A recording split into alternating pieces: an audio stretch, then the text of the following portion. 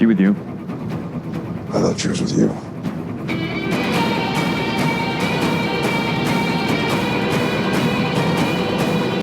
Welcome back to Holding Court with the Nerd Queens. We have a very special episode of Snyder's Amazons tonight. We are joined by not only our lovely Amazons, but also Jonita. Hi, how are you? And and who of the Amazons are here tonight? We've got Kat. Hi, guys. And we've got Danny, who's going to be writing in. And we have some questions from Meg, though she unfortunately couldn't make it tonight. And of course, you got me and Nana. Because we're always here. So before we jump into questions, could Jonita, do you mind telling us about yourself a little bit? Yeah, sure. I am a journalist, as you guys know, and I cover, entertainment, and I also do social issues and parenting, and the Snyder Cut story just kind of crosses all that up for me, especially the stuff that I received this summer from a few members of the movement. So I'm also a fan. My family's DC fans mostly, but we do all other sorts of comics, and so we're nerds too. And I also teach college English, so I'm all over the place. But one of the things that kind of attracted me to you guys is the fact that this, I don't know, I'm used to reporting stories where I report it, there's some justice, or there's something done, or there's something done afterwards or as a result of it. And this is one story that keeps on, I don't know, it's just, nothing's getting done, and it's just frustrating me. So, but I'm still working on it. Still working. So. Perfect. Thank you. Sorry. Thank you for your introduction. So to kind of add on to it, as you guys probably know, Joe was one of the first journalists that gave us openly positive coverage. And I think that's really important to highlight, because we haven't been getting that much until a couple of months ago. Mm-hmm. So for you guys listening right now, Jo, I think, is a very important person. And that's why we invited her to our little roundtable today. And we're really excited what she has to say. And so let's start off the discussion a little bit. So today what we wanted to talk about, and it's in connection with your article, Joe. It is an article that you wrote recently, right after we got this big announcement of Martian Manhunter being present in original Snyder Cut Justice League. Mm-hmm. And you wrote about whitewashing of Justice League. So let's talk about that a little bit. I presume that's essentially a little bit in the core of what brought you around to Snyder Cut, isn't it? Yeah, well, just all of the omissions and just, I think about the time I joined was when there was another dump where Zack Snyder dumped a bunch of photos onto his Vero account last spring. And that was my first time hearing about, the existence of the Snyder Cut, because, everybody out there in the media and everything reported about this says it doesn't exist everywhere you go. And so I just, I was just out here, just all the knowledge I had and from what I understood, it didn't exist. And then you've got the director dumping, pictures, and I started looking at the pictures, and there were black people, like a whole backstory of this black character. And then Will Rollins, I talked to him, and he talked about, he sent me back to some articles where it says that this black character, Cyborg, was supposed to be the heart of the film. And I'm thinking, wait a minute. He was not that prominent, and they weren't, all these people of color that I saw in these little, photos, and even in some of the clips and things that have come out since, they weren't there. And so that got me to really thinking, what's really happening here? And then that, that's when I started finding out about, the way this has been reported and and how, you guys are not only not getting reported, you're being like trolled by the active media. It's a source, because they call this thing a crazed fan thing. And it just really is, it's a phenomenon. But the whitewashing is something that kind of I learned after I learned that this started learning about the falsehoods that were swirling around about the Snyder Cut as a whole. So. Yeah, well, that was something that really alarmed a lot of people. But your article, I really loved it. When you first put it out, I read it immediately, and it was fantastically put. And I've been trying to tell people myself, like I've been trying to voice, like, listen, they're literally whitewashing, but people don't always take you that seriously when you're the white person calling for whitewashing. So it's like, look at this woman, she's intelligent and she's breaking it down for you. And then people, oh, okay, that makes sense. It's like, oh, huh. But like we lost Martian Manhunter, we lost Cyborg's backstory, we lost getting to see anything of Cyborg's mother. Mm-hmm. We also lost Iris West. Yeah. I feel like there was more. It always feels like there was more. There's always more. There's a lot more. There's always more, yeah. Yeah, and well, when you start talking about the other movies that were supposed to be spun off as well, I'm also hearing now there was supposed to be a police brutality angle to the Flash movie that was going to be directed by a Black director. Oh my gosh. And my husband I was telling him about the whole Flash, I was telling him about that thing, and he's like, oh, yeah, that's part of the story, the character. I'm like, what? Wait a minute. So we were going to get that, and now we're not? They've canceled all? Okay, so this is like a big deal. It's huge. And nobody's listening. It's so frustrating. It really is. And, what we always reflect on is that what compounds the issue is the fact that these poor actors have done all this work and they were proud of the work and everything. And especially like Ray Fisher, I had the pleasure of meeting him last September, and he is such a proud nerd. He was so proud that he was this incredibly popular Black superhero and also a disabled superhero. And yes. They just they cut out everything. They just kind of made him a mopey teenager. Basically, he just sort of whined, and he was almost like a side. He was there for some of the movie, but I don't think he was like the center of it, like he was supposed to be. And I don't think people understand just the gravity of what the Snyder Cut is. It was done. These people did all hours and hours and hours and hours of work. This is what I've been telling people. I'm like, they're not talking about just a bunch of storyboards put together, maybe some drawings. No, this is like all of this work. Like you said, the videos, all these actors, they had all this stuff put together, and it's gone. And so, well, not gone, but it's not being acknowledged, and that's a huge problem. So. If you hear any meowing, so as well. if you hear any meowing, that's Kat's cat, Kissy. She likes to join the show for some reason. She'll join every now and then. She likes to talk to us a lot.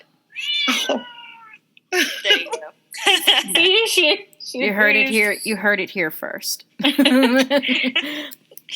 She's an Amazon herself. Anyway, Nana, you had some questions?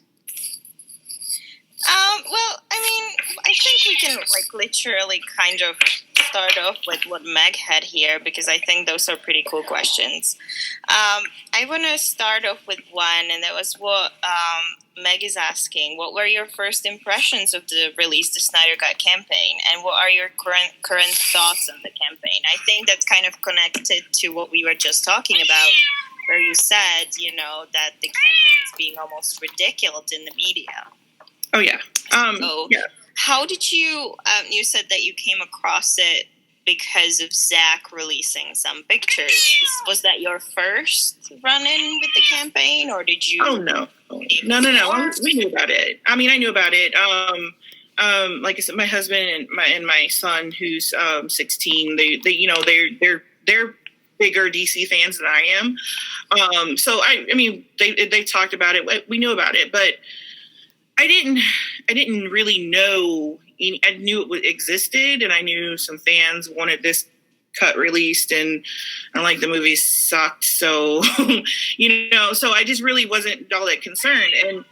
And then it was on Twitter. I saw these photos, and I guess on my Twitter feed, somebody, a Snyder Cut fan, was like posting about it, and I just started following, and I kind of went down a rabbit hole and found you all and Will, and I talked to Will to do just an interview because he was like the first person that I found who was like a part of, I guess the organization part of, what you guys do, and he had the most information that I needed at the time.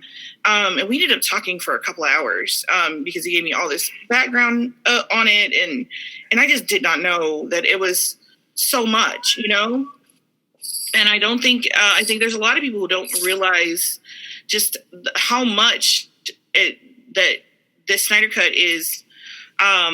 How much is there, how much is available, and how much how this fandom this fan movement is not about just a couple of characters or people being fanatical about characters. It's about artists and creators wanting justice for other artists and creators, and about respect for an art and about it's about so much more than just we want to see our, I want to see my Superman done right, or I want to see my Cyborg done right. And it's not about just the characters.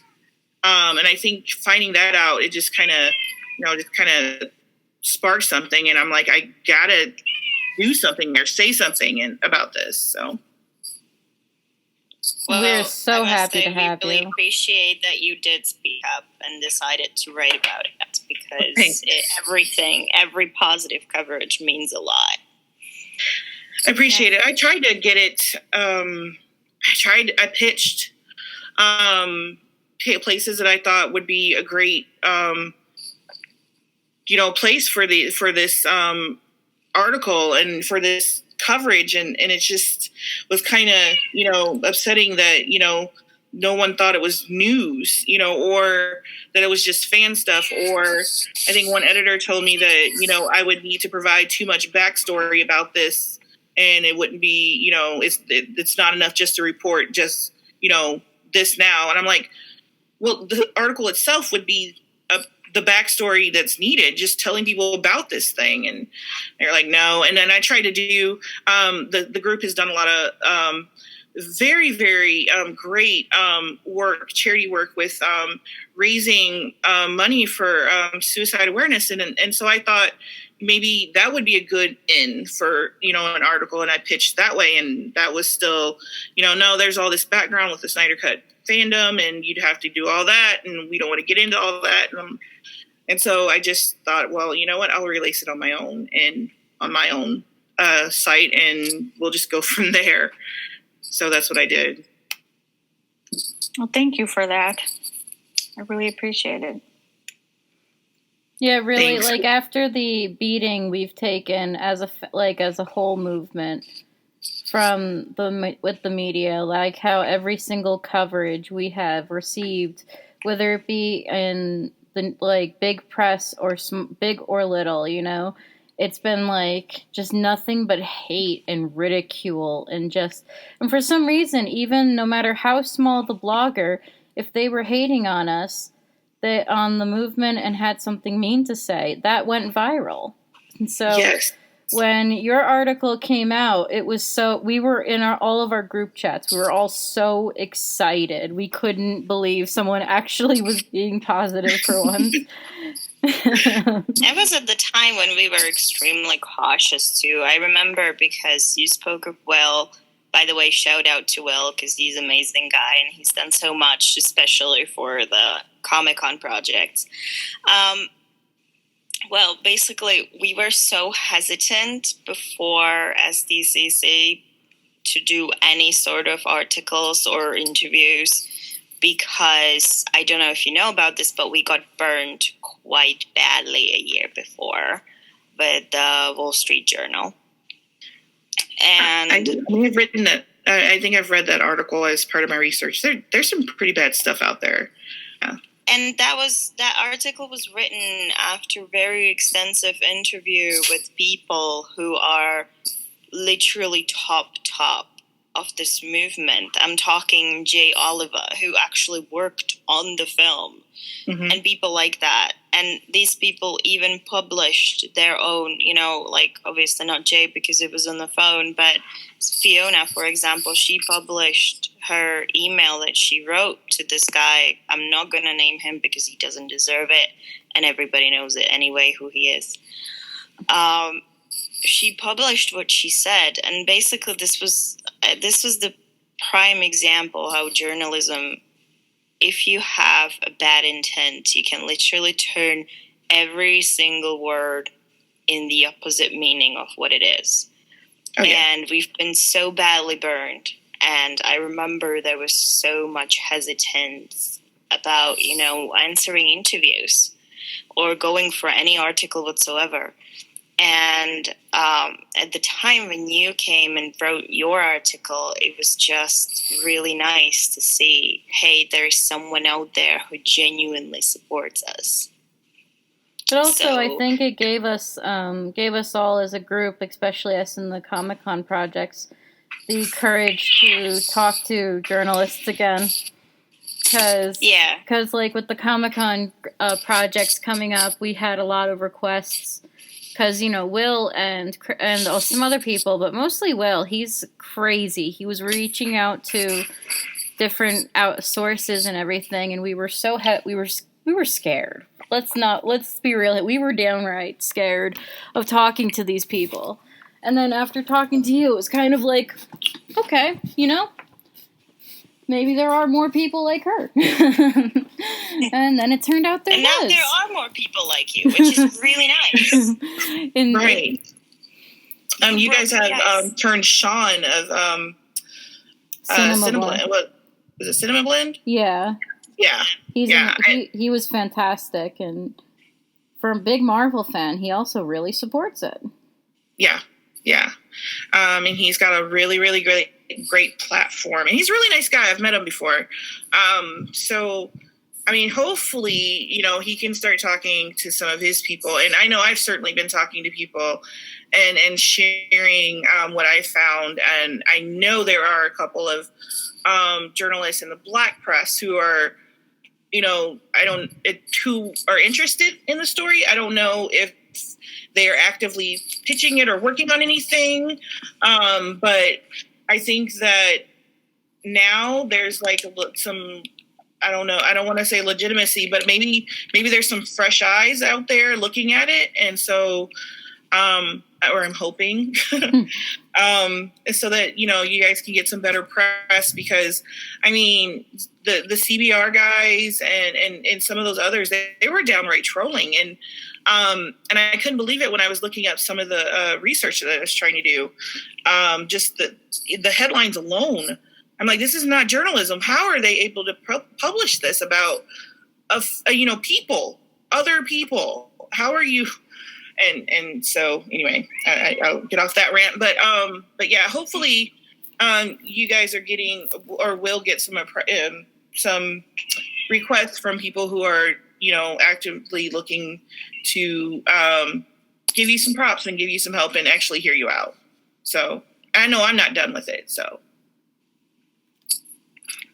Well, to follow up actually with this, when you said, that you've seen a lot of bad headlines and bad articles when you did your research,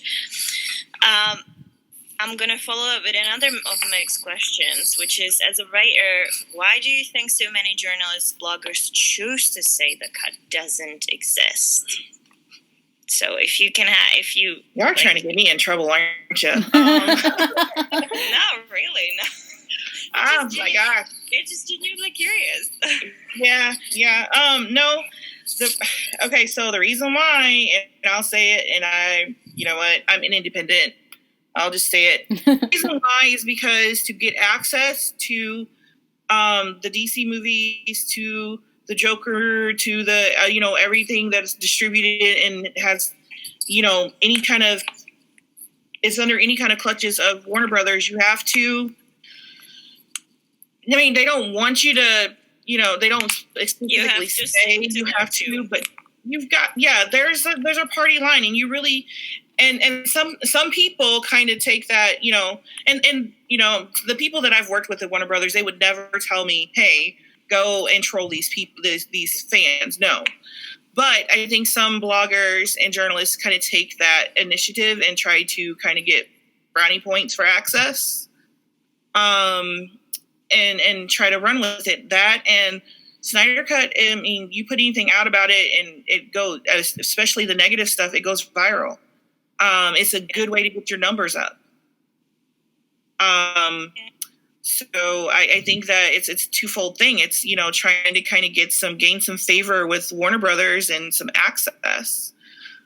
Because those seats, there's not very many seats when you go to the junkets and you want to sit in front of the actors and creators who are doing the work, and they fill them with the people who they know and who they're it's usually some person's choice, and so they want to you want to get in one of those seats, you want to get the exclusive, and unfortunately there's a skewed view of how that happens. So and then again, the clout, the going viral, the followers, and, just like, being a contrarian about anything kind of gets you kicked up in clout and followers on Twitter. For some reason, the Snyder Cut, if you say something about the fandom that's kind of negative and act like it's news, it people just kind of just glom onto it, Yeah, they eat it up. Yeah. It's the oddest thing, and see, and that's why I just kind of I've been studying it since I've been reading about you guys. It's almost become, I've got like a notebook full of notes that I've been studying the way that you guys have been treated, so much to where I think I may be looking at an academic paper on the fandom, because it's just the oddest thing to me. That sounds like it would be amazing to see that. Yeah, I'd like to read that paper. I would like to read that paper as well. Like that is definitely it's definitely almost psychotic in a way. Like it's kind of this like this weird like social brainwashing almost. Like, not to sound too tinfoil hat, but like some like one person sees that, okay, this is getting major clicks. So if I say that, even if I don't even know what the hell I'm talking about, if I just regurgitate what they're saying, and that makes me cool. It's like at school. It's cool to bully that one kid. So everyone's gonna do it. But you're right. Most of them don't know what they're even talking about. And I wonder, have they even watched any of the movies that they're criticizing? They haven't. It doesn't make sense. It does. Some of the things that they say don't make sense. Like if you watch the movie, the comment that you just made, like you don't realize how stupid you sound because it's clear you didn't watch the movie. Right. Or even picked up one of the comic books. If you kind of participated in the world, the story world at all, and just any kind of any way at all, you sound more knowledgeable than a lot of these people who've gone viral with the meanest things that they've written, and that's, but still people are eating it up, and I'm like, no one's attacking them by because our DC fans, I mean, you say something wrong about, I mean, they're almost as bad as Star Trek fans if you get something wrong in an article about the canon, but for some reason about the Snyder Cut, no, it's like all bets are off and you can say whatever and it goes viral. It's like I said, it's the oddest thing. Yeah. And we can be posting back with a video of Zack Snyder saying himself it exists, and it's like they ignore it like idiots. Like, like, what's wrong with, like, do you not have eyes? Do you not have ears? Do you not have a brain? I feel like if I had some time on my hands, months, I would be posting this video on Twitter, like, as a reply to, like, 50 different tweets a day. It's just...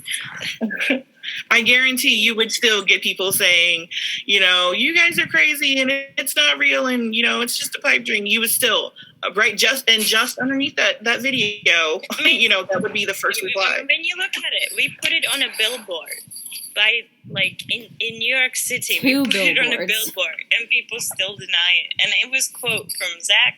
It was quote from Jason Momoa. It doesn't matter because people will still deny it.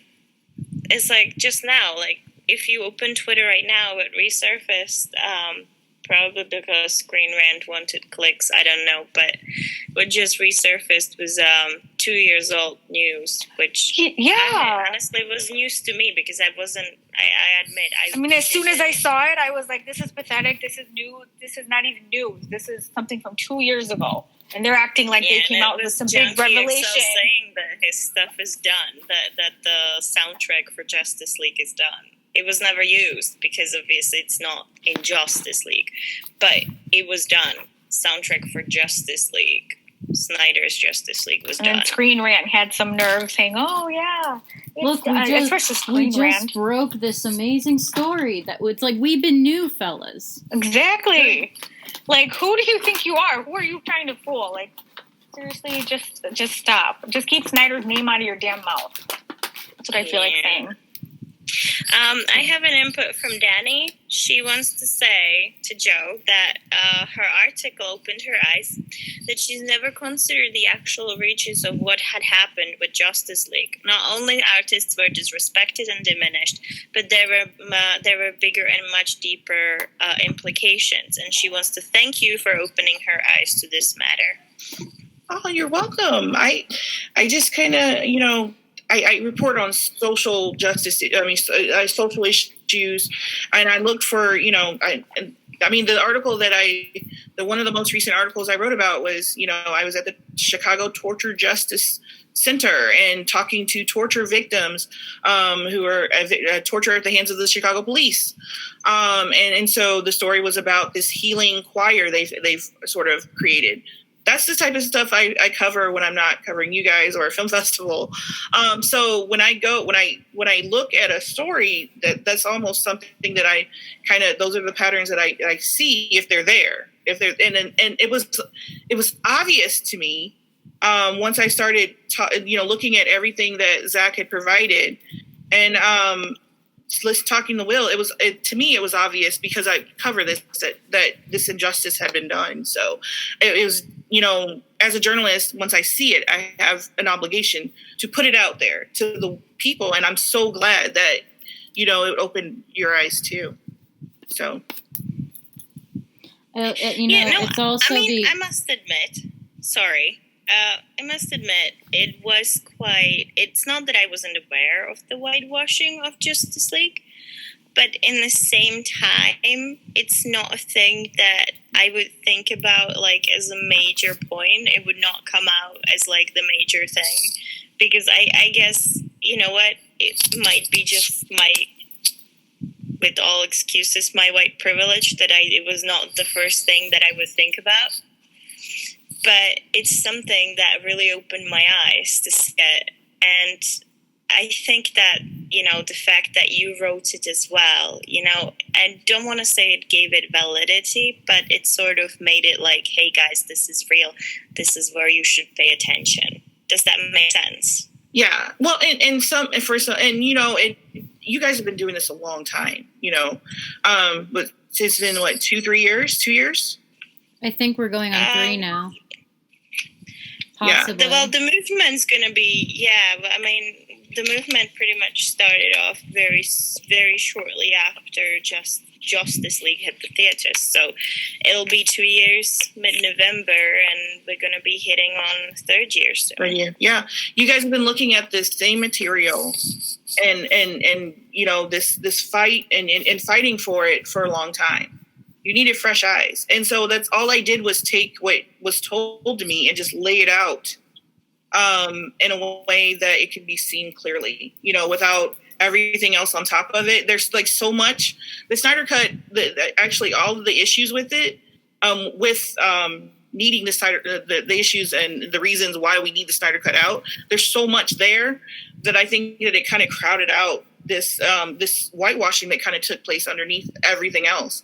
And so I just kind of just wiped, some of the extra stuff away and just was like, okay, here's another reason right here, and just laid it bare for people to see just that one reason, which is a big deal to, people, to creators of color and people of color who are, trying to make it and get in. But, but it's also something that I think even some of your people in the movement, who are people of color, kind of were like, we knew, but, like you said, we didn't know. I think, well, it's interesting. So I was just thinking that myself. I was thinking that I think what most of us saw more was that these incredible people put down for credible characters, and we saw these these talents getting the short end of the stick. And I think for us as like the hardcore comic book fans, we saw perfect casting, and then the part where they are people of color came secondary. But like Nana said, the second you put that in plain black and white print for everyone to read, it made a lot of sense. I didn't realize, until I knew there was whitewashing. I had spoken on it before, and I'd commented on it before, but I hadn't known how far it went until, because when we'd hear about it, like when someone would bring it up on like Twitter or whatever, it was like 1 actor, 2 actor, something. But then when you laid it out there, it was like 5 actors, 5 different people or something. And it was like, that's a lot. There's like 2 more, and there's like 2 more that when I got on Twitter, people went back and looked, and they're like, hey, here's another person, and here's another person. So I have to update it, so. It wasn't just the actors, was it? It was like the whole culture. Like for me, like the one thing is you would even realize the actors, but what I didn't really think about and what you highlighted was there was an entire story of a black family, that was completely erased. And I think that's bad, because that's something that not only we want to see, but we should see. That's something important that should be on the big screen. And it should get that space there. And it shouldn't be because you need to fill up some quota or because you want to, tell your fans 2 weeks after the release, hey, we did this as the first people ever or something. But it should be there because it's something that is as valid as any other family, as any other lifestyle, as any other thing. And it should be there because it should be normal for it to be in the cinema. Yeah, it shouldn't, and that's something I've always appreciated about Zack Snyder and his work, has been like, he includes people of color he includes people of varying disability. He includes people like queer people, gay, lesbian, etc. But he doesn't say, hey, look at me, I did this thing, look how awesome I am, pat me on the back. He just is like, yo, I put this person in there because they were the right person for the part. And he might have been choosing them also to make sure it's diverse, but he does so gracefully. And they completely erased all of that careful work he did with Justice League. And instead, it's like the scenes we got instead of Cyborg's backstory were painful. Painful in the cringe way, not in the I'm gonna cry. Yeah, very cringy. Yes. And I think that one of the reasons that, too, going back to why, it was kind of something that, people that, maybe the fandom didn't see it right away. I think it's because it was such a natural part of the story to have Cyborg at the center. And Zach said early on, Cyborg is the heart. Well, when you say Cyborg is the heart and as a fan, Cyborg is this black character, well, Cyborg is who he is. And so you're not going to think, this black guy is the heart of of this, a superhero film as a fan.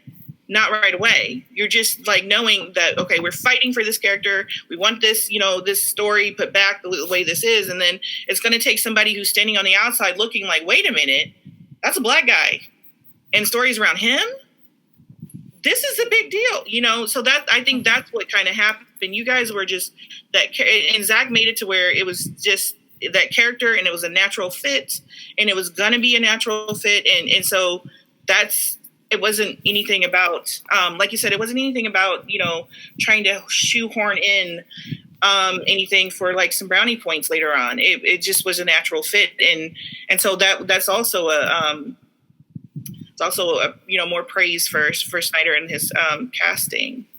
So, and I also want to say too, we've got so much of this, I know Marvel's been doing it a lot, and some of the comics too, where they're trying to, shoehorn in the diversity, which I love. I love, the diverse characters, but trying to shoehorn it in when we've already got so many great, stories already. And the Snyder Cut proves that we have so many great stories already that are naturally diverse, that are like naturally there and inclusive, that if we just use those, we have characters already that, if we just use those, we won't have to upset, so many people by, there's people who get really upset when you try to, just all of a sudden yank their character off and put them back in, we're taking this character away and, bringing them back as a black guy, that's upsetting people. Well, you don't have to do that if you use the rich stories we already have. And I think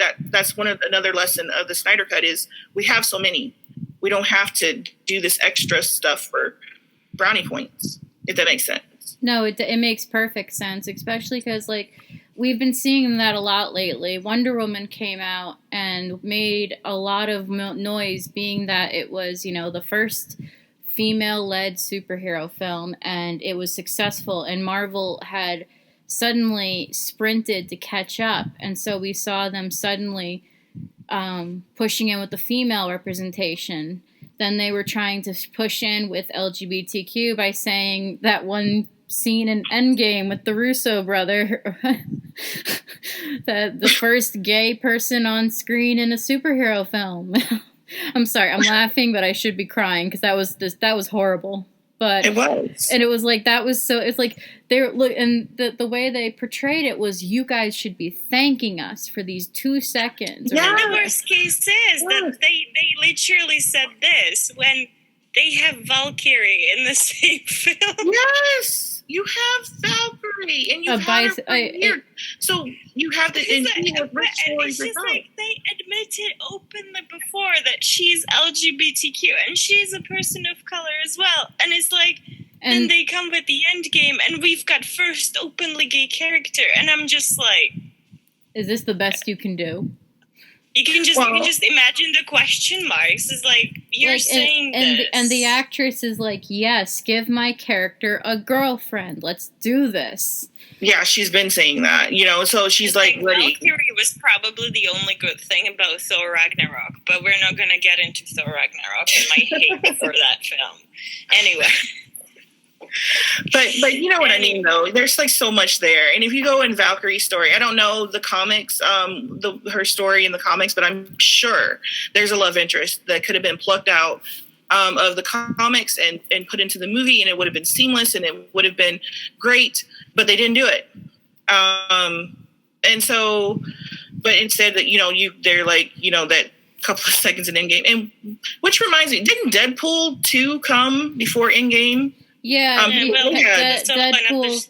But technically, what they can say is Deadpool was under Fox. Okay. They can. I mean, technically, it's the same. It's Marvel, one way or the other, but it wasn't under the same studio, so they can say, But Deadpool is pansexual, isn't he?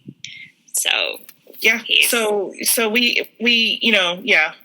Yeah, and I think that the Snyder Cut is, again, an example. I think it would have been held up as an example of here's the stories, you can use them, we have them, here's how you can just put them in without, upsetting your fans, because you have to respect your fans, and you have, and respecting the story as well, of all these characters, because the canon is so, it's so great. It's also so diverse.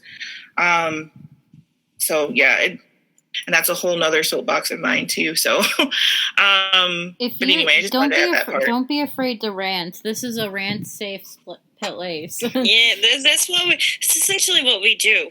We rant. And people still listen to us. Yeah. By some miracle, they still do. Anyway, well, let's move on. You know what? I officially decided that I'm just going to structure this whole thing based on Meg's questions because they were just too good. So, thank you, Meg. We're going to move on to another question. But this question, I think, while it is for Joe, it should be for all of us. So let's all of us think about it and say our own to it. So what Meg says, out of all person of color characters that were cut from the original movie, whose story do you want to see the most? And I will add why. I want to see Cyborg's story. I mean, it's like they all stem from him. And so we didn't get his full story. I mean, you have this kid playing football. There's like a diverse crowd of people on the field and in the stands, and there's a whole community. Why? I mean, you have a whole community of people all over the place, and his mother, and his, there was and who? I mean, who are these people? Why? And why? How can we get them back into this film? That's what I want. I want that story, and I think that everybody else will stem from him. He's the center. He's the heart of it. So he's the one I want to see. Yeah, I definitely agree with that. I really do want to know more about about Iris, though I'm sure that would have been just a brief moment because she's, they would probably expand on that in The Flash. But like Iris and John Jones, but like Cyborg the most. I grew up watching like Teen Titans and stuff on Cartoon Network and seeing Cyborg on that and Justice League and stuff. And I love that character. I love every iteration except Teen Titans Go, but we're not going to talk about that because that's a rant for another day. But Cyborg is just... You have so many rants for other day. Yeah, but this one will cause problems. But Cyborg is just this amazing... a rich character, and he's so amazing. And it took when I was little, I remember my brother saying to me, because my brother has cerebral palsy and he can walk with crutches and everything, and Teen Titans, when it came out, he had just had double leg reconstruction surgery on his hips. And I remember laying in the hospital bed they had set up here in our house with him watching TV, and he said, "Do you think they could give me legs like his?" And I think that was the first moment that I realized Cyborg is a disabled superhero. And as I got old, like I was also like maybe 12 at the time, so I wasn't that deep yet. But, growing up and like seeing this character evolve in the various forms of media and then seeing him get added to the Justice League. I know so many people were angry he was put in the League instead of someone like Green Lantern or whatever, which is the usual lineup. But I think Zack saw a chance to tell this important story about this black disabled superhero who has this rich history that people know about. And like, it's the biggest pity that we didn't get that. And like, ever since that day when my brothers made that comment to me, like, it just hit me that there aren't any disabled superheroes. And when we met Ray Fisher, I brought my brother with me. He had this really emotional heart-to-heart conversation with Ray about what it means to him to see a disabled superhero on the big screen, and how emotional Ray got about it, and like how much it means to him. Like, this guy knows exactly the kind of gravitas this character has. He knows what he's dealing with. And what they did to it in Justice League was reduce him to nothing more than a broody teenager. And they didn't even explain how he became Cyborg. They were like, an accident, my mom died, lost a few limbs. They didn't even get into that. Like the what we saw in the trailers, they were supposed to lay it out so that way we understood how we got from point A to point B. But it's like they just reduced him to like nothing. Honestly, he seemed like Batman Jr. with how broody he was getting. I agree with that. I love that. I agree. But what do you think, Kat? What do you have to add? I would say Cyborg as well. He's got a very interesting story, and it's, I'm curious. I want to know more about his family and his background. That would be the character that I would really want to see the most of. Between him and John Jones, hearing that we got cut out of the Martian Manhunter. It was like that's when you're like, you're so shocked you can't form words. You're like just gesturing wildly, like, what do you mean we were supposed to get the Martian Manhunter? That actually, I was shocked that day. Yeah, I was shocked. All day I was thinking about it. I rewatched BVS again, like to see clues, and I would see like, when he's standing in the interrogation room and he's the only one standing there, like not afraid of him. Like I'm like seeing all these things now that are kind of adding up. So I was Loising is what I would say. And Nana, weren't we on the phone when that broke? I think we were on a phone call. Because I remember, like... Well, it probably went something along the line, now excuse my check, it went something along the line, holy fuck, have you seen this? And just, like, the two of us, like, both, like, exclaiming, and then just silence as this information soaks in.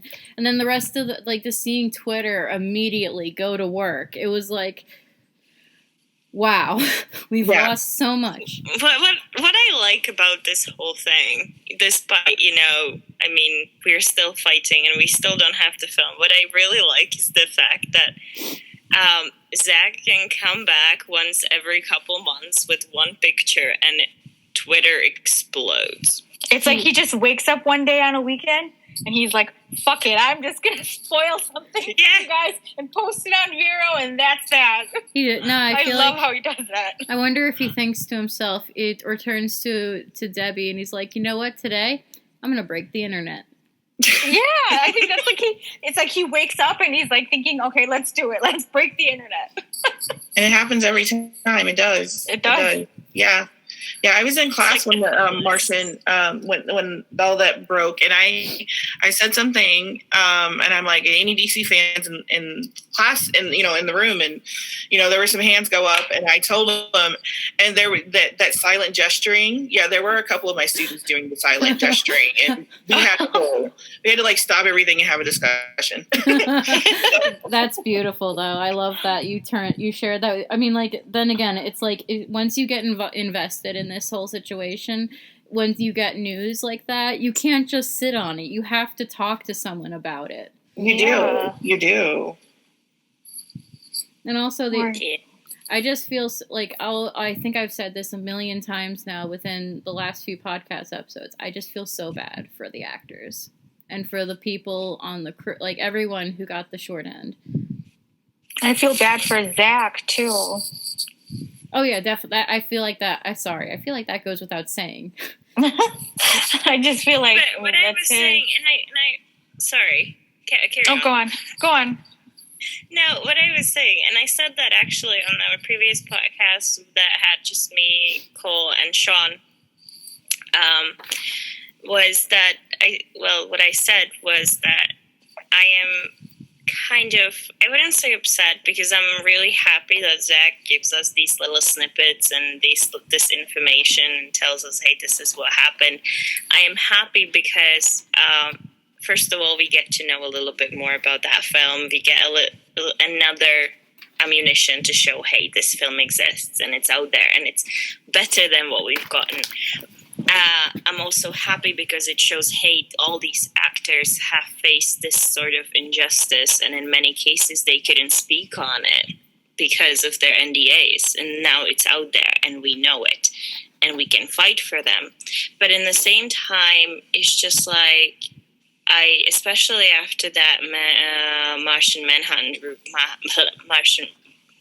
reveal, I remember telling to Cole, I was like, can you imagine we would have been in that cinema on that midnight premiere, and this is what we would have seen.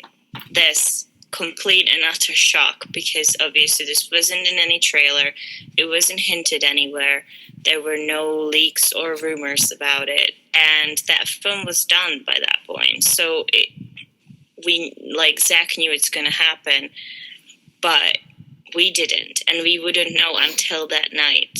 And can you just imagine you're sitting in that cinema, watching that film, and you get all these fantastic things that are just like heaven for comic book lover, and we didn't get it. And even if we do get Snyder Cut now, these things are not going to be a surprise anymore. The surprise element of that is gone. That's true. That first moment you see it, that was taken from us by Warner Brothers. And just like for many actors not being there, in the final version, that's massive injustice. For Zach not to be able to present the film that he's made is massive injustice. And for us fans to not have that first moment with that film is also a great injustice. And I think that Warner Brothers should fix it, so release the Snyder Cut, okay? Do it. Yeah. I don't know. Do you guys agree with this? No, do you know where I'm coming I agree. I understand what you mean. I totally agree. I've been in the cinema for some great reveals for other movies and franchises.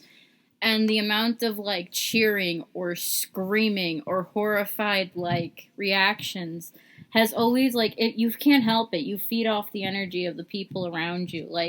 Half the amazement is the people around you reacting along with you. And I can That's why we go to San Diego as well. Yeah, and, I can just imagine being in the cinema and seeing Lennox change into Martian Manhunter for the first time. I would cry. I would have cried. There would have been tears. That's I would have been screaming, oh my God, literally screaming out loud. Oh my God, seriously, that would have been me in the theater. Yeah, and I know that the whole cinema would have been on their feet. And just even though BVS wasn't the movie we thought it would be, because it got cut up as well, the theatrical version was still watchable. And the moments that were surprising in that, when Wonder Woman first flew in, people were on their feet screaming. It's I can imagine cheering. I can imagine that same exact moment with Martian Manhunter showing up, just the whole room erupting. And that element is gone now. Surprise element. And it's not. I'll cheer anyway. But I'm glad that. But I'm really glad that Zach still tells us this stuff, because there's so many people in the movement who find themselves losing hope. And then Zach, he gives us a nugget of info, and everyone's like, "All right, I'm jazzed. Let's get back to it." Yeah, that's. I think he does the timing of it too. It's every couple of weeks. It's He'll feeling down, and then all of a sudden, he posts, bam! I'm all energized again, and I want to look at the movies again. You're I want to storm WB. A cat runs around the house. Where's my shield? Where's my sword? Yes. I need to get back to work. Sorry, Joe. We kind of run off. No. This is great.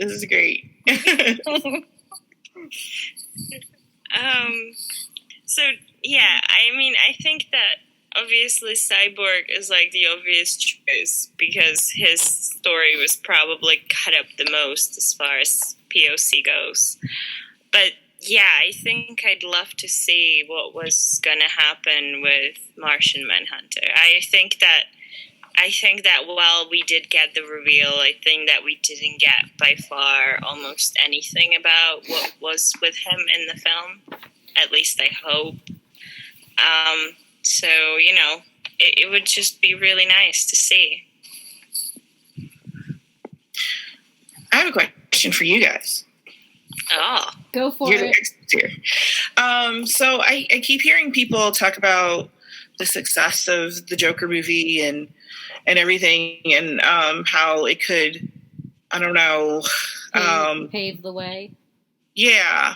Do you? I mean, you guys have been doing this for a while. You're the experts. What do you think about that? We feel like we feel like the Joker movie, like the success of it, will show WB if at the smallest amount of like hope that they screwed up with JL because they wanted a campy Marvel movie, and like the Marvel formula works for Marvel, but what Justice League was supposed to be a bit darker, because life is darker, and we've discussed this before, but like a lot of us feel like the fact that this movie that is dark and gritty and down into like the gutter of humanity and 3 hours long, isn't it? Like, it's like nearly 3 hours, isn't it? It is. It's more than 3 hours. 214 minutes is Justice League. No. I think she was talking about Joker. Oh. Joker was like 2.5 hours long. It was definitely, and it was a slow burn too. Yeah. So, but like, I feel like fans are really hoping that the success with it will show WB, hey, look, you can be gritty and in the darkness a little bit and still make a good film if you let the people do what they know what they're doing. It's also about, with Joker, there was the freedom, the director's freedom to do, Todd Phillips was allowed to do with that film what he wanted to do. There was no, we have to make cuts or all this kind of stuff. He was allowed to make that film as he envisioned it. And I think that's the part that this movement sees a lot, is kind of like, see, Warner Brothers, if you leave your directors to do what they're set out to do, if you let them do their work and don't intervene, that film has a success. Because essentially, when you look at it, when Man of Steel came out, they didn't intervene, or they didn't intervene as much, I think. And while obviously it didn't make $1 billion or anything, it was the most successful Superman film, and it was the first film of the franchise, and it made nearly $700 million. So it was quite successful. It's very praised to this day, even though there are people who have some issues with it. But then BVS came in, and for some bizarre reason, the studio decided to intervene. They decided, we have to cut this down, we have to do this and this and that. And as a result, the theatrical version was cut off, and it was heavily criticized. And it still made almost $900 million. So for a second film in the franchise, that's not bad at all. But obviously, and then they imagine that by the second film they'll be over $1 billion just because they shoved Batman and Superman in the same film. But that's not necessarily going to work. The point was, they cut down the theatrical version. It got butchered by the studio, and when the director's cut was released on DVDs, the sales went up because people were like, well, but this film is so much better. I even remember watching that film with Cole and her friend, and when we showed it to him, because he was really mad about BVS, he goes, but why didn't they show this film in the cinemas? Because it was so much better. Yeah, so he was an instant convert. Studio intervention with these things. And there was studio intervention with Suicide Squad, and then there was studio intervention, as we know, with Justice League. And as like this movement, obviously, what you probably know by doing your research, we don't exactly stand just for one film. We are in this for multiple things, from our charity work through the artistic integrity as a whole. And we just feel like studios should not butcher a director's vision. And it doesn't matter whether it's a Justice League, Suicide Squad, or even Dark Phoenix. We feel like studios should not intervene with these things. So I think for the movement, the success of Joker is kind of like this big thing, like, see what happens when you leave it alone, if that makes sense. Yeah, Yeah, it does. exactly. And then, like, see what happens when you let the director cover topics that they, like, feel passionate about. Like, I don't know, like, every interview I've seen, Todd Phillips doesn't seem like the nicest guy, but he did say he was passionate about portraying this whole, like, part of, like, this part of, like, humanity. Like, the part of, like, you know, what makes a Joker.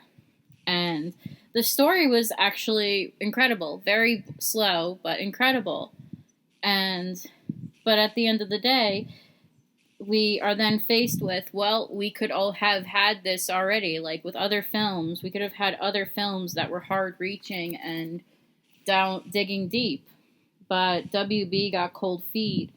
Their wallets got scared, so they decided to try to copy another franchise. And, you know, people are always making rude jokes, like people who are hardcore Marvel fans. They'll be like, oh, well, DC's just trying to be Marvel. And DC's really trying not to be Marvel. It's WB that's trying to be Marvel.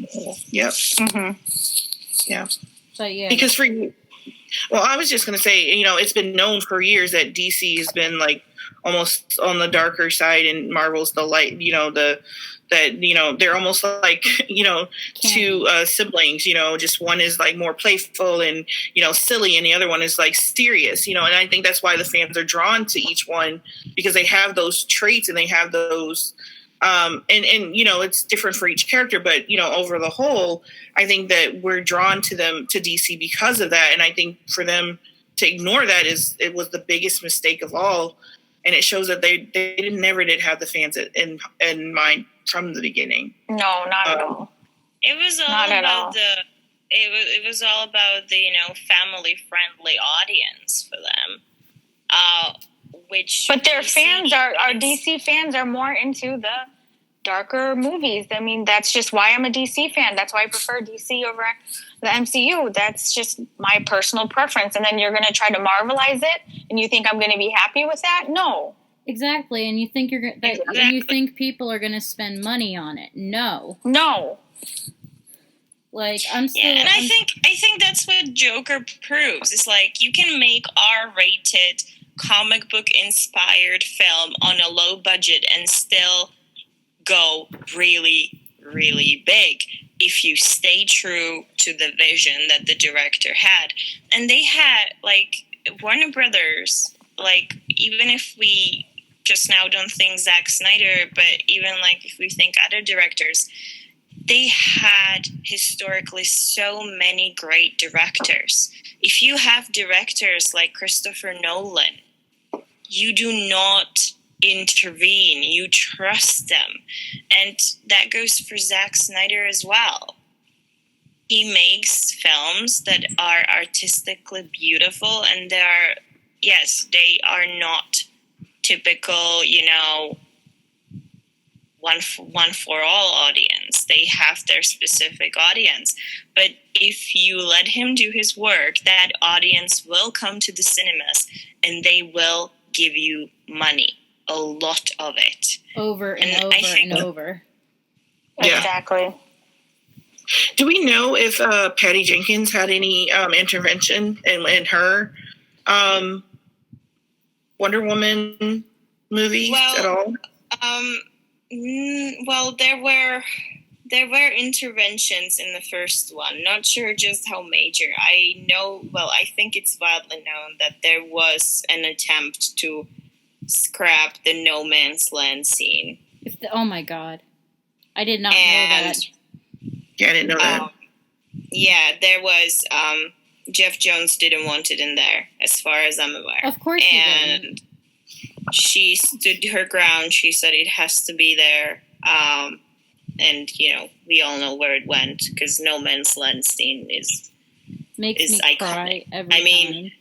You say female superhero, that's what everybody sees right now, I think. So that was an intervention, not sure to what degree it ended up being. They also intervened with the picture from BVS, the one that you ultimately see in the Wonder Woman movie. There was Zack had a completely different idea on that, so that would be the intervention.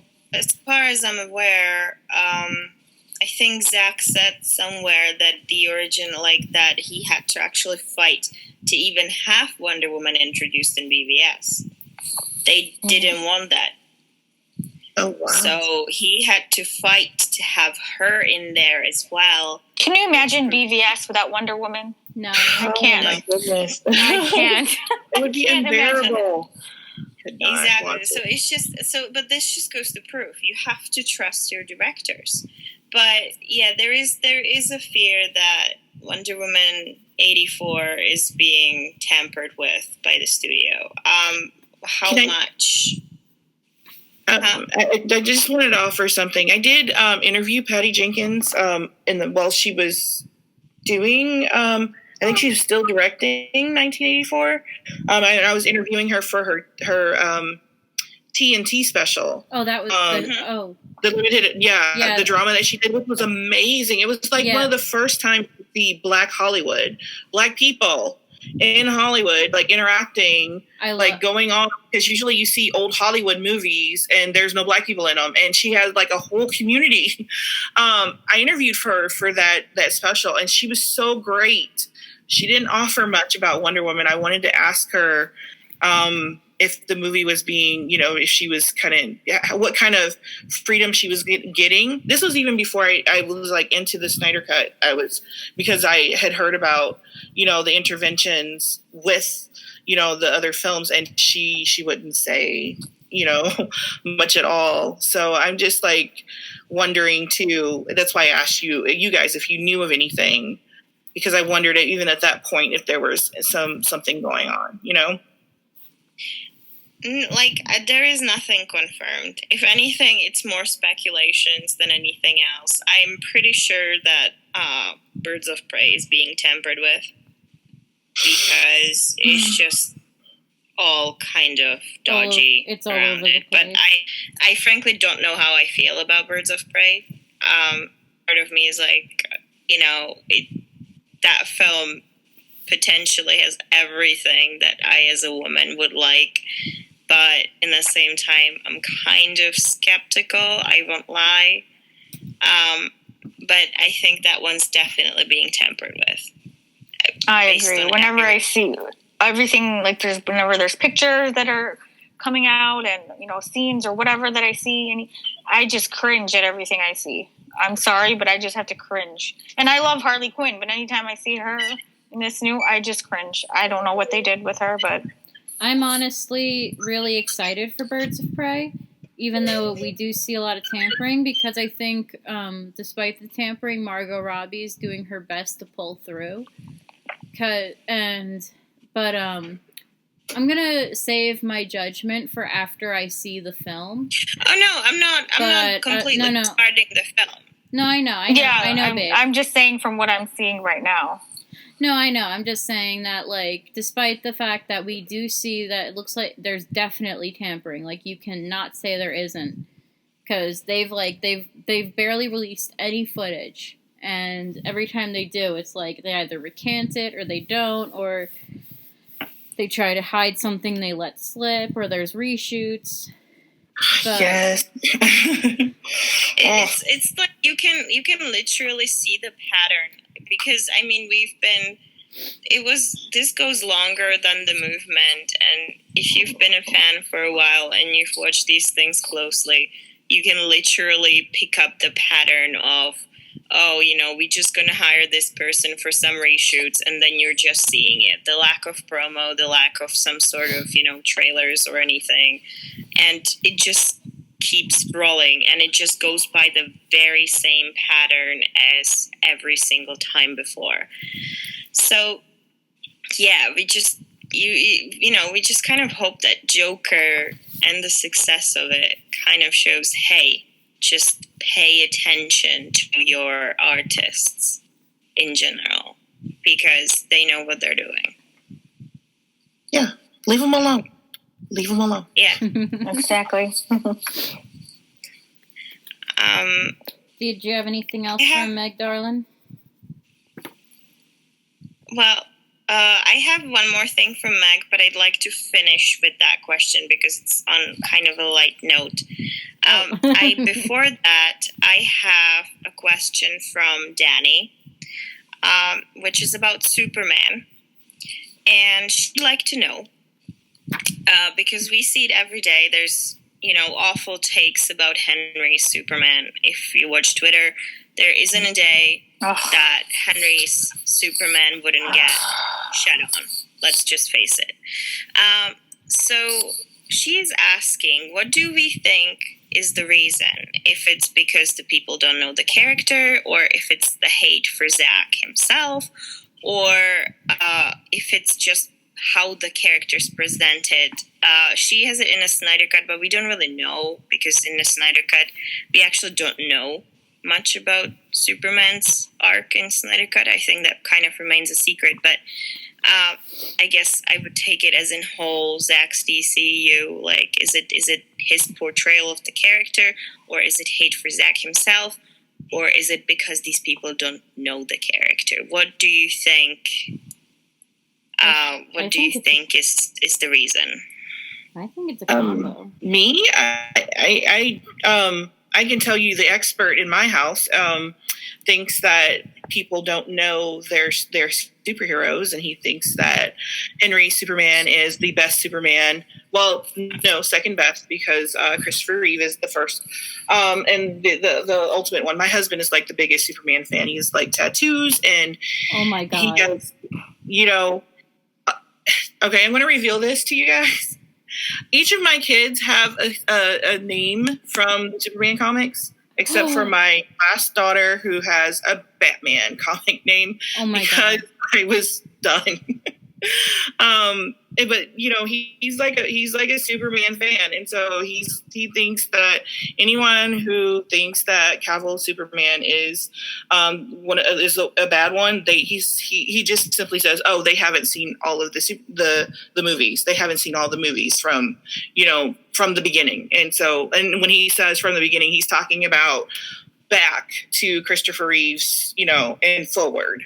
So that's his dismissal, my husband. So anyway, I think it's because, and it goes back to a lot of things on the internet when people get overboard, and they sort of start, going, bandwagoning against a topic. I think it's because they're uneducated and uninformed. They don't know. And it's just the popular topic, and it's just the thing to get clicks. So they just jump on it. First off, but I've noticed it's a lot of the amazing. Donner fans who make fun of the Cavill Superman. Like, it's like, yeah, they must have seen those movies, but have they seen Henry's movies? Do they not agree with what Henry's doing? Do they not agree with Zack's story? I don't know. I just think they're haters, and I'm sick of them. And especially these last few days about the whole Zod thing. I'm just like, you know what? Stay pressed over this. I don't care. This is what needed to be done. Okay. I love how you posted in like really fast sequence. You posted like 3 gifs of that Henry snapping. Henry, and then I posted one, and I was like, "Stay pressed, bitches." And then I did one of Zack when they were when he was practicing and showing Cavill how to do it, and I was like, "Yeah, this one too." I was like, "I'm sick of it. Like, if this is what's causing you to have all these I don't know, rude comments. Get a life, man. Get a life. Watch the movie. Like, this is what had to have been done. Like, this is not bad story writing. The bad thing in this equation is you with your dumb brain who doesn't know how to comprehend anything. Or that you are just hate Snyder from the beginning, and so you're just going to shit on anything he does. Danny, sorry, I'm like, I get really like, emotional, passionate over this. Because I know you're listening, Danny. You opened up the powder keg. You knew what you were doing. Oh yeah, she totally knew what she was doing. But I think I'm genuinely hoping that the connection is much better when we have Sean on, because I want to discuss this Superman thing a bit more, because he was in the middle of one of those fights, wasn't he? Oh yeah, he was. But, poor guy ended up in the middle. But I actually wanted to bring this up because I was listening to the podcast of Chris Wong, which he had with Sean O'Connell, and they kind of started off, they did go into this topic of, Superman, and because Sean was in this there was an argument going on, which, obviously was about Superman, and he had a problem with this moment in the Man of Steel where Jonathan Kent tells Clark that when Clark asks, should have I left them die, the kids in the bus that he was saving, and he says, maybe. And that was like a big thing for him. And I know that Danny got into that conversation, and I know that Adrienne, who couldn't be here with us today either, got into that conversation as well. And I listened to that podcast, and I liked the point that Chris made where he said, I think a lot of people have a problem with the Superman that Zack portrays, not so much for the Superman, but for the world that he's been put into.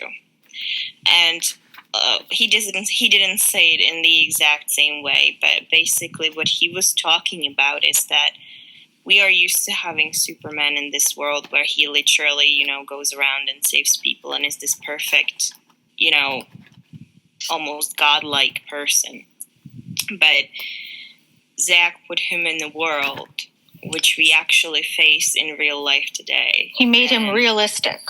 He did. Yes, that is world where people are hesitant to trust in a godlike creature sort of thing. They are, they don't trust this. They don't trust a person with this amount of power, and they question it, and they are afraid of it. And that world, while it's different from what we used to in the comics, it is very real. It poses a question, how would we act if Superman existed in this very world? And I think that the events of Man of Steel and Batman vs. Superman is exactly how it would be if it was Superman in real life. And I think that for some people that is really hard to face.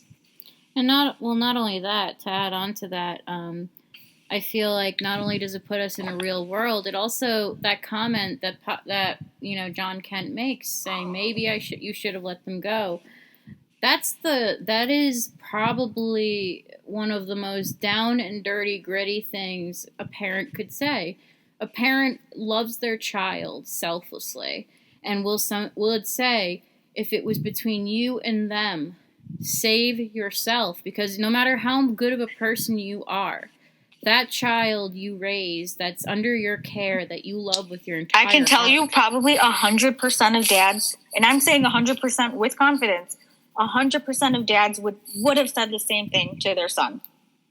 Yeah, like to save their son. And that's what people are not realizing. They're having a problem with him saying, oh, maybe. Well, what if you had a son that age that you love so much, that you raised? Are you going to say, yeah, go ahead, go expose yourself, go get ridiculed, go tell everybody who you are? Go get experimented on.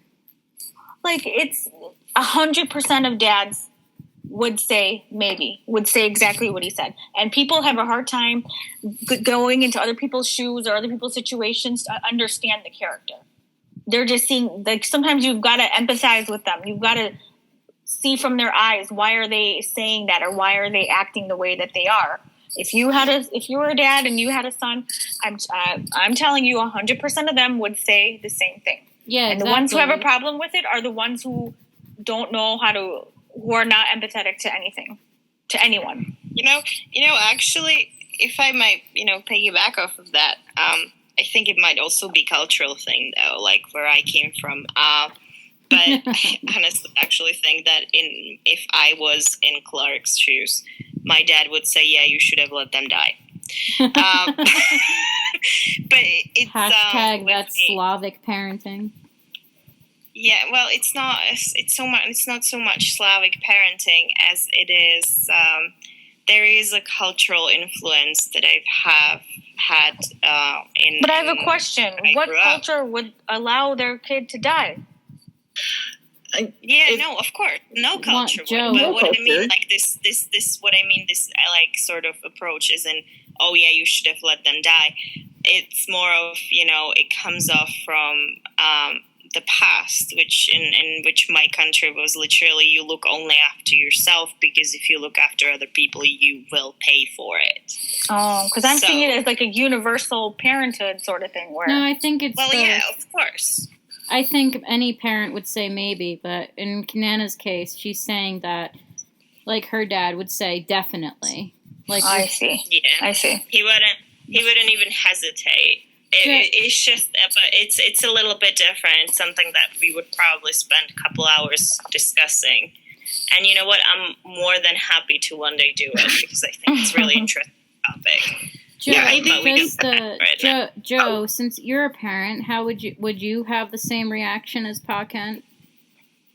Hell yeah. And the expert in my house loves, he says the same.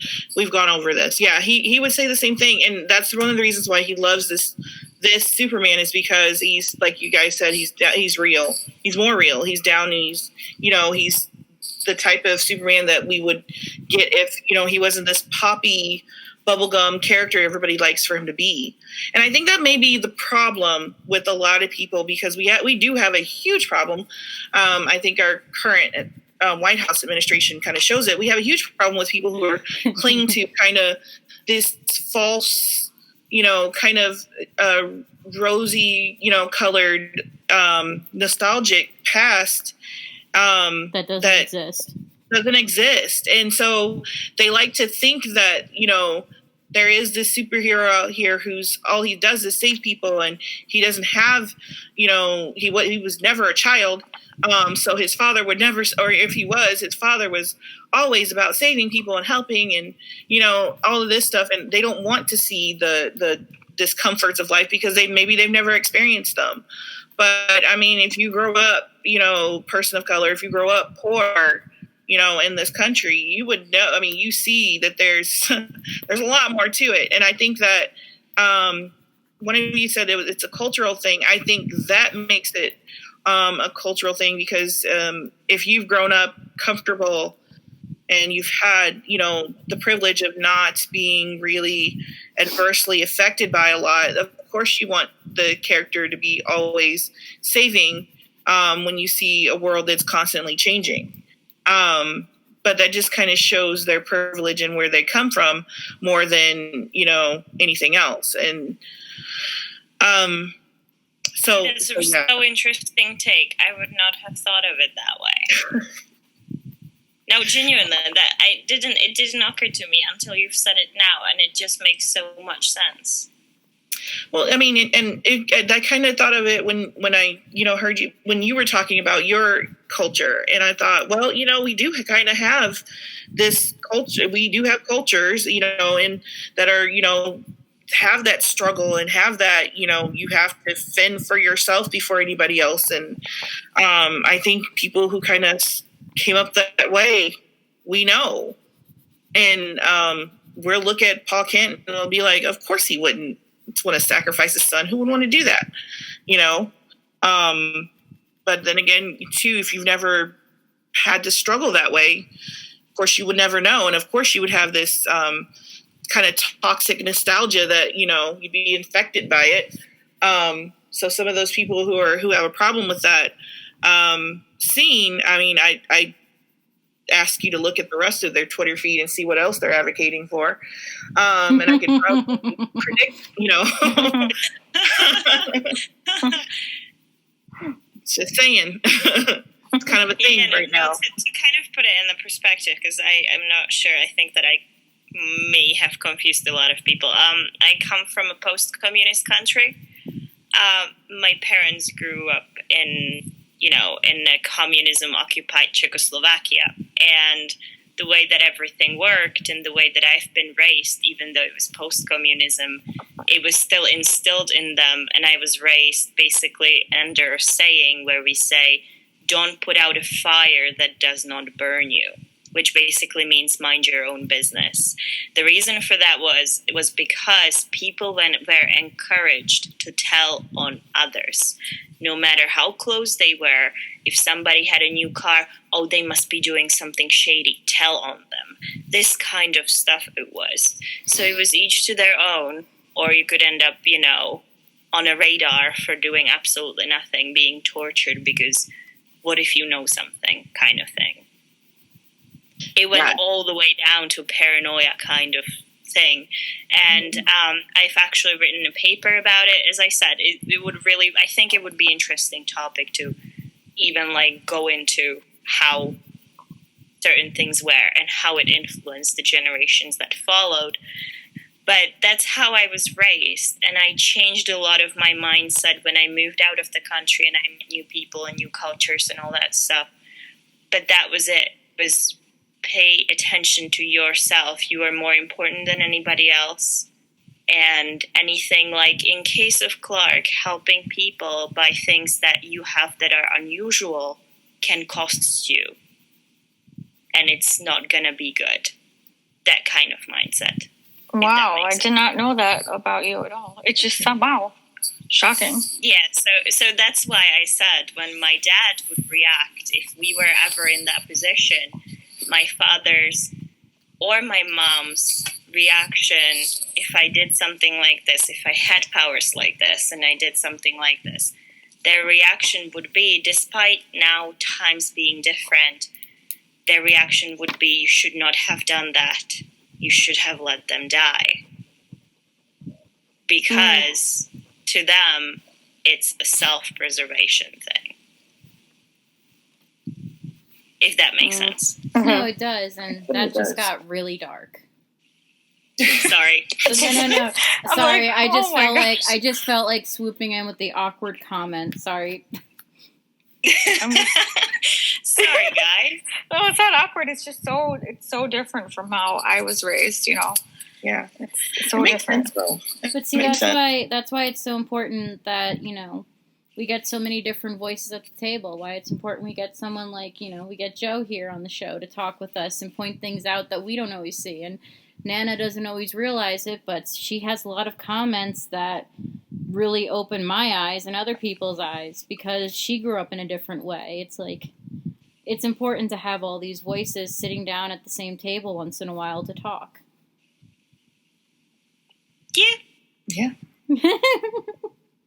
And that's how Amazon suddenly got very deep very fast. Anyway, so we've been going on hour and a half right now. We are on. So since we kind of plummeted down to the darkness, let's come back and it's out. My fault. I'm gonna use Meg's last question to kind of dig us out. Raise the mood a bit to pick us up so that we part on a good note. And her question is silly question, but out of the entire Justice League, who do you most relate to? Could it be from movies, comics, or television? So anybody, but out of the Justice League, who do you most relate to? And I think we can, again, apply it to everybody. So... Looking at you, Joe. I'm putting you on the spot. Yeah, you are. I could go first. I have a ready answer. Okay, you go. I always end up seeing myself as kind of a Batman, Lois Lane, and Wonder Woman tri-hybrid because I have all these elements from each of them. But I think the reason why Batman's my favorite is because I relate to him so much with his struggles with mental illness and PTSD, and with how sometimes his brain works in a way that people don't understand, and he gets judged a lot and everything. And I always really relate to that when I see him on the screen, and I relate to Lois for being out of the box when it comes to trying to solve things. And her and Wonder Woman are these two women I want to be, but I'm not there yet. So I'm more I'm over here brooding with Batman, trying to be like them. How about you, Kat? I would say I relate to Superman Not just because he's my favorite character, but I do actually relate to him, like, on a personal level.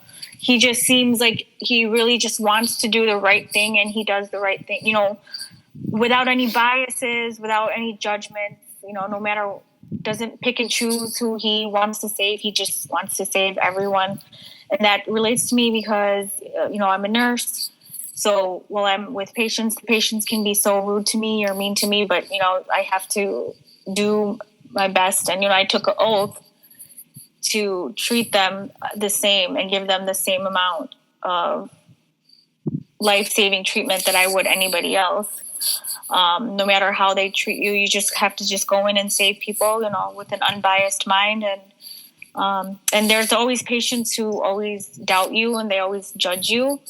And it's sometimes like Clark, you know, how he kind of gets confused at times, like, well, why are people doubting me, and why I'm just here trying to do the right thing. And there's, you know, debates going on in TV about him, what if he's doing the right thing or the wrong thing.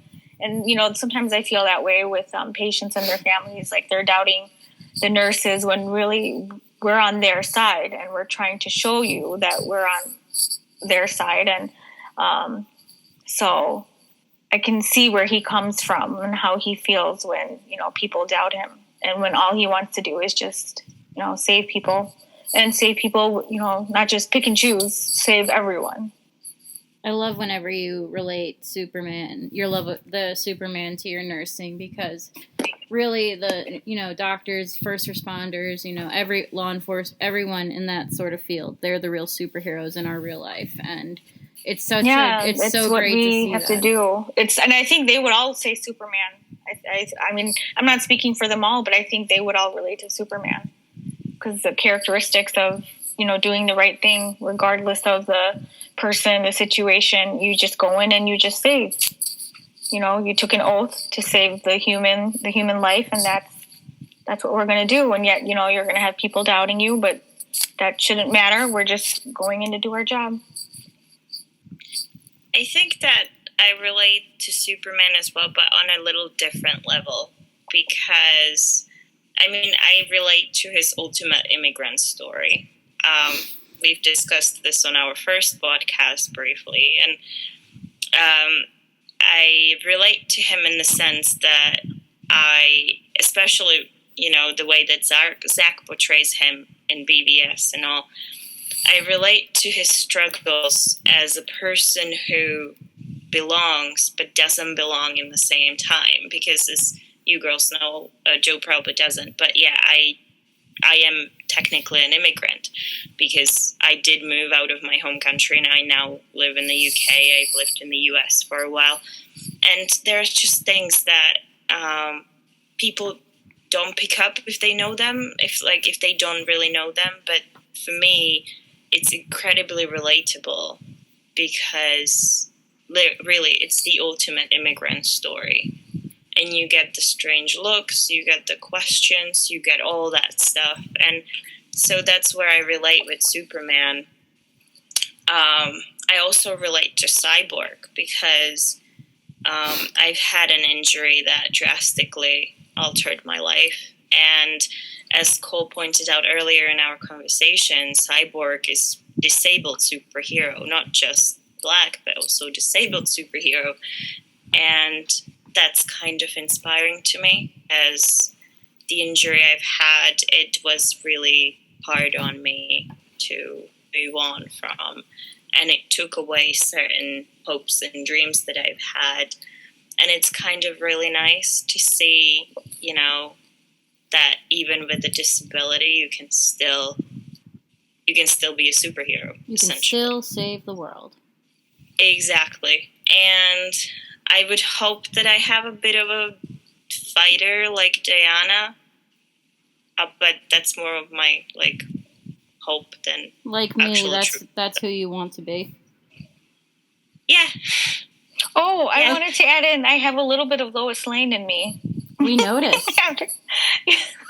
I like to research and I like to get to the bottom of things, and, you know, okay, it doesn't necessarily mean I go and tell the whole world. I just sometimes like to just know things for myself. You know, I'm always inquisitive, and I'm always, you know, if someone tells me something, I would want to know why, where, when, why, who. And it drives people crazy, but that's just how I am. That's how Lois Lane is. That's why we love you. Thank you. Okay, Joe, we've got the spotlight back on you. You've had time. Yeah, I had to look up and see if mine was. So you said that it's a comic book her name? Because I don't know. I have to say a little bit that my two are kind of, I think, off the beaten path of the usual Justice League, and it kind of fits me a little bit because my type of, the type of work I like to do and the way I work, it's kind of, I have my own quirks and I like to be kind of doing my own thing. So I kind of, my work and the way I feel about the writing I do, I kind of liken myself to Swamp Thing, this guy who is taken over and, thrown into something he's passionate about in a way. I know the accident and, being turned into this thing who's connected to the green, but he's compelled to help, this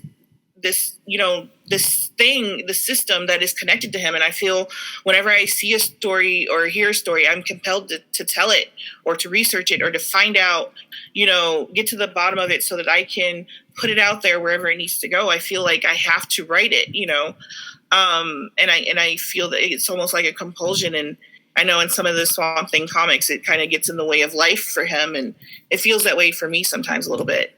And that's what happened with you and the movement. Yeah, you guys kind of tapped into that really well, into that whole, compelling, the compulsion part of me needing to get this out there. Some people, it's almost like people need to hear this. I can't believe that, this is not out there. And so I get like that about a story. And so I kind of stick on it until it's told or until I hit a wall and I can't go anywhere else with it. But, and then I don't know. I'm also a little tiny bit of Harley Quinnish. I really love her and how she just kind of does her own thing or her own little crazy thing.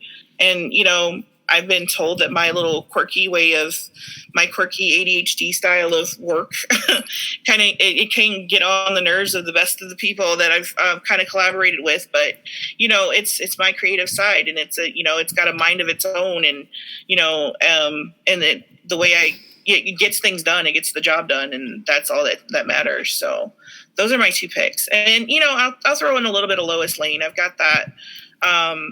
The nose for the story is also her too. So I love that. I love that so much. Like, I love that you said Swamp Thing. That was real. That's really an incredible insight into who you are as a person.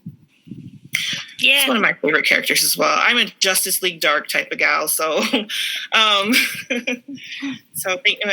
you for that. But, and I never really thought of it that way. So thanks for making me sit and think about this.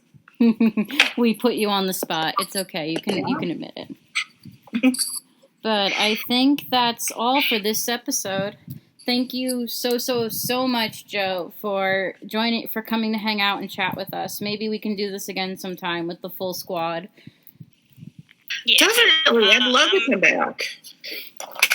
I am going to jump in also with, obviously, so we had 3 ladies who could not join us. I mean, Danny joined us, but couldn't really speak due to her connection issues, which we hope will be resolved soon, but it might just be something that we can't really do anything about. We were also not joined today by Adrian and Mag. Shout out to all 3 of them because we miss them very much, and we hope that next time when we have Joe on, we'll be here because I mean, you saw half of us, and altogether we are quite a riot. And I love you guys. We love you too. Yeah, No, seriously, we are so grateful that you said yes to come chat with us. Yes, definitely. And we want to thank you that you offered some sort of an insight into who you are, so that this movement can get to know you as well, because we owe you a lot, and we really appreciate you, and we want you to know that. And Thank you. not to keep buttering you up, but also just want to thank you for writing just keep writing your articles, like keep bringing these little issues to light, because if that one article you wrote about the whitewashing in Justice League, you changed so many minds and opened so many eyes, and your work is so important to groups like ours, and thank you for opening our eyes to things that we didn't always see, and just please keep doing that. Like, we beg of you, keep doing it. Thank you. I will. All right, so if that's it for everyone, this is Snyder's Amazons, joined by Joe, signing off.